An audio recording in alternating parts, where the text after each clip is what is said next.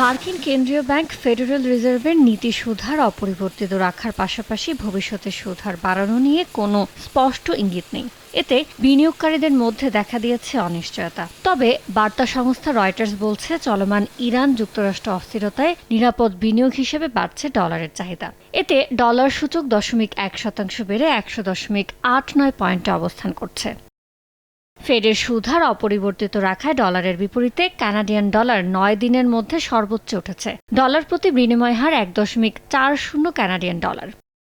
বৃহস্পতিবার bank of ইংল্যান্ডের নীতি সুদহার ঘোষণার আগে ডলারের বিপরীতে ব্রিটিশ পাউন্ডের দর 0.1% কমে পাউন্ড প্রতি দাঁড়িয়েছে $1.33। পাশাপাশি প্রতি ইউরোর দরও 0.1% কমে $1.14 নেমেছে। AKS অর্জন করল গিনেস ওয়ার্ল্ড রেকর্ডস। AKS অপরিবর্তিত অবস্থানে রয়েছে অস্ট্রেলিয়ান ডলার ও নিউজিল্যান্ডের মুদ্রা কিউই ডলার। ডলার প্রতি বিনিময় হার 1.43 অস্ট্রেলিয়ান ডলার আর 1.72 কিউই ডলার। একইভাবে প্রায় স্থিতিশীল অবস্থানে জাপানি ইয়েন। ডলার প্রতি বিনিময় হার 163 ইয়েন। এদিকে ফেডের সুদহার অপরিবর্তিত রাখার সিদ্ধান্তে মান বাড়ছে ভারতীয় রুপির। প্রায় 3 সপ্তাহের সর্বোচ্চ অবস্থানে রয়েছে মুদ্রাটি। বিনিময় হার দাঁড়িয়েছে 95.62 রুপিতে।